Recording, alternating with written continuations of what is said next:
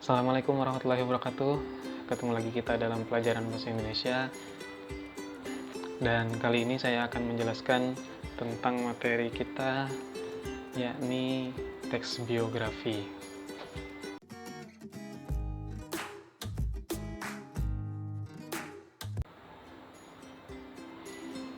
Nah, sebelumnya saya akan memberitahukan mengenai kompetensi dasar dan tujuan pembelajaran kita mempelajari teks biografi. Kompetensi dasar yang pertama adalah menilai hal yang dapat diteladani dari teks biografi. Kemudian kompetensi dasar yang kedua adalah mengungkapkan kembali hal-hal yang dapat diteladani dari tokoh yang terdapat dalam teks biografi yang dibaca secara tertulis.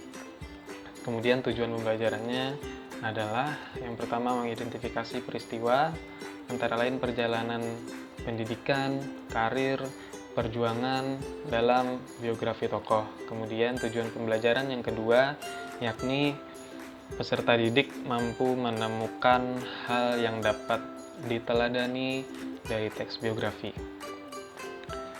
Selanjutnya kita mulai dari yang pertama adalah pengertian teks biografi. Teks biografi adalah suatu bentuk kisah atau cerita perjalanan hidup seorang tokoh. Cerita tersebut dapat berupa riwayat hidup, kesuksesan, masalah, ataupun kekurangan yang diceritakan agar tokoh tersebut dapat menjadi teladan untuk orang banyak. Jadi teks biografi ini merupakan cerita hidup seseorang, singkatnya seperti itu ya. Selanjutnya, teks biografi terbagi menjadi dua. Yang pertama adalah teks biografi yang ditulis oleh orang lain atau itu disebut biografi. Kemudian dari jenisnya yang kedua, teks biografi yang ditulis oleh diri sendiri atau yang disebut dengan autobiografi. Nah, ini adalah contoh dari buku-buku biografi. Yang pertama ada biografi dari Gus Dur. Nah, ini ditulis oleh Greg Barton. Kalau ini biografi dari Soekarno yang ditulis oleh Anom Wani Wicaksana. Dan yang ini teks biografi dari Buya Hamka, sebuah novel biografi yang ditulis oleh Haidar Musyafa. Jadi biografi itu juga bisa berbentuk seperti novel yang tentunya memerlukan bumbu-bumbu fiksi di dalamnya. Berikutnya ini adalah contoh dari buku autobiografi atau buku yang ditulis oleh tokoh tersebut. Ini adalah Alex Ferguson, mantan pelatih dari klub sepak bola Manchester United. Yang kedua ada autobiografi dari Mahatma Gandhi, dan ini contoh ketiga yakni autobiografi dari Soeharto. Kita lihat nih.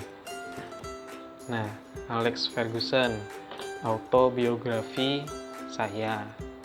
Mahatma Gandhi, kisah tentang eksperimen saya terhadap kebenaran, ditulis oleh Mahatma Gandhi. Nih, yang terakhir autobiografi dari Soeharto, pikiran, ucapan, dan tindakan saya. Autobiografi.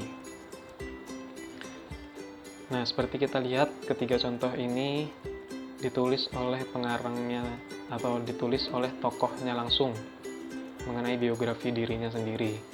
Nih, ada kata saya, Mahatma Gandhi, ada kisah tentang eksperimen saya.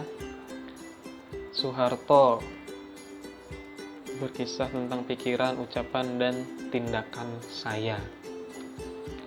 Jadi itu yang membedakan teks biografi dan teks autobiografi.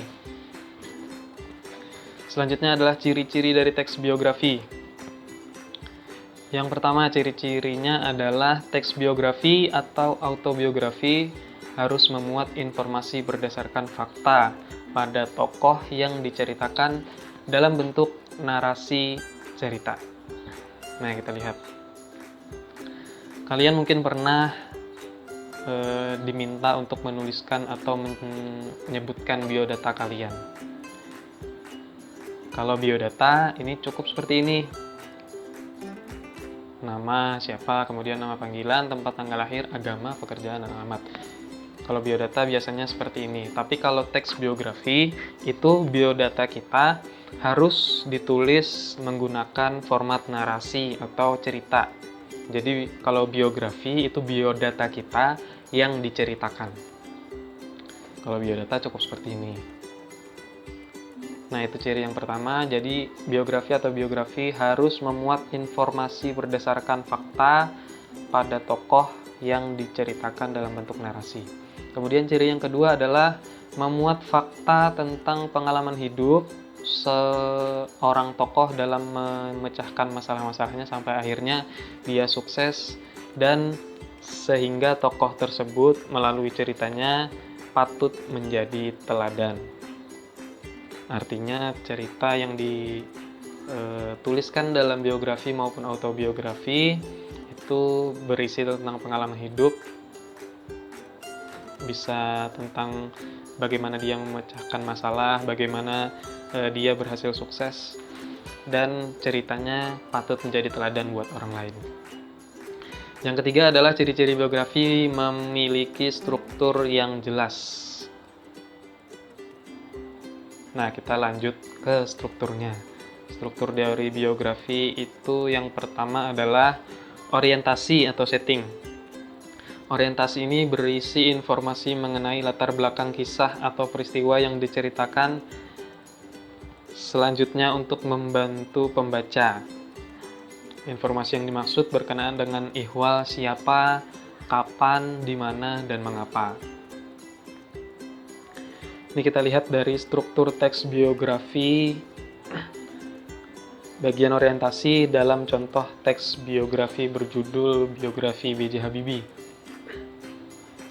Nah, kita lihat di baris pertama. B.J. Habibie adalah salah satu tokoh panutan dan menjadi kebanggaan bagi banyak orang di Indonesia. Beliau adalah Presiden ketiga Republik Indonesia. Nama dan gelar lengkapnya adalah ini. Nah, 1, 2, 3, 4 baris pertama ini mengisahkan perihal siapa. Jadi di bagian orientasi kita jelaskan dulu pertama-tama siapa si tokoh, atau dalam hal ini siapa B.J. Habibie.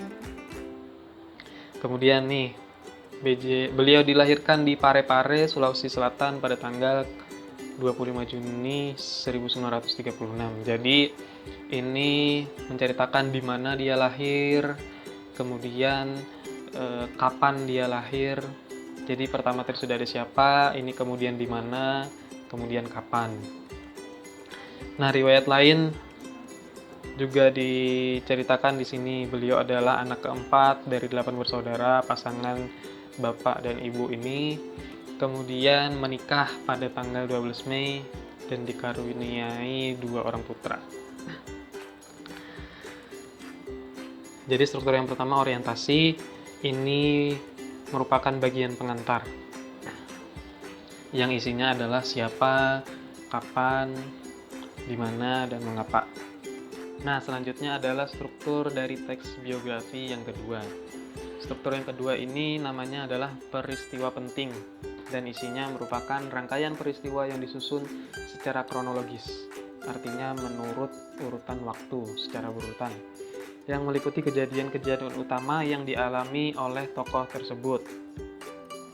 Dalam bagian ini juga bisa disertakan komentar-komentar dari pencerita, si penulis biografi tersebut pada beberapa bagian, namun tanpa mengganti fakta-fakta yang terjadi atau fakta-fakta penting yang terjadi.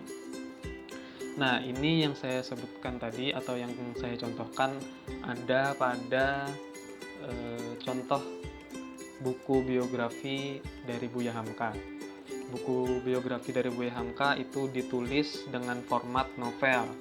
Karena namanya novel, berarti buku tersebut tentu memerlukan sedikit bumbu-bumbu sastra, bumbu-bumbu fiksi, sehingga novelnya atau biografinya jadi lebih menarik untuk dibaca. Tetapi bumbu-bumbu fiksi tersebut tidak boleh mengganti garis besar cerita yang sebenarnya. Fakta-faktanya tidak boleh diganti-ganti, tidak boleh disembunyikan. Mungkin bumbu-bumbu fiksinya hanya diberikan untuk membuat cerita lebih menarik tanpa kehilangan garis besar ceritanya.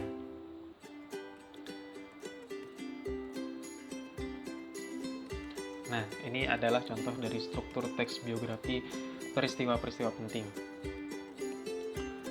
Yang pertama, Habibie menjadi yatim sejak bapaknya yang meninggal dunia pada 3 September 1950 karena terkena serangan jantung. Bagian penting yang pertama adalah bapaknya meninggal. Kemudian sampai ke bawahnya dia menjadi menteri selama 20 tahun. Kemudian dia menjadi Ikatan Cendekiawan Muslim, memimpin perusahaan BUMN, dan menjadi wakil presiden. Kemudian peristiwa penting yang terakhir adalah menjadi Presiden Republik Indonesia setelah Soeharto mundur. Jadi struktur yang kedua ini isinya adalah peristiwa-peristiwa penting kenapa tokoh tersebut bisa menjadi sukses, atau bagaimana tokoh-tokoh tersebut bisa melewati masa-masa sulitnya. Ini peristiwa penting.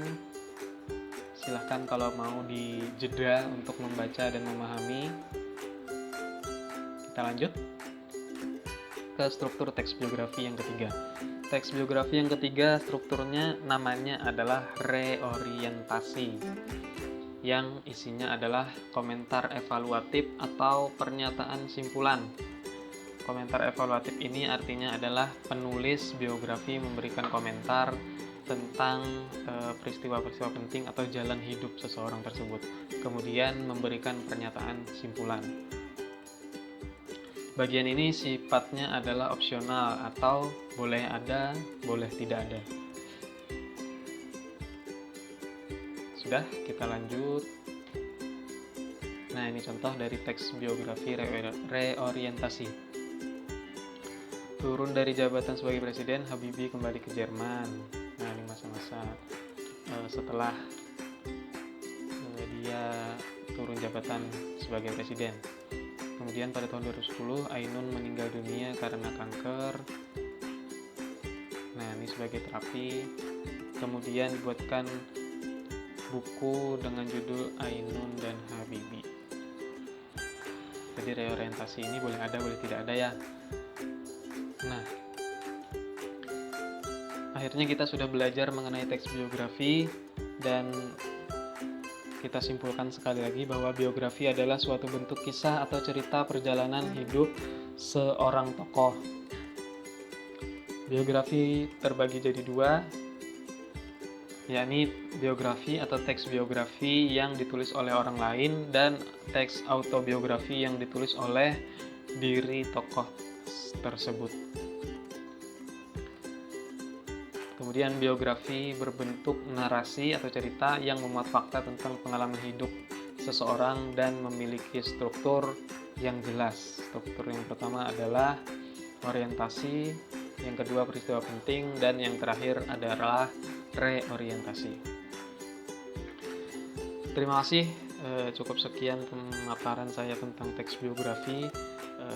Jika ada yang ingin ditanyakan, silahkan bertanya di kolom komentar, nanti kita diskusikan sama-sama. Dan saya tutup dengan ucapan mohon maaf. Assalamualaikum warahmatullahi wabarakatuh.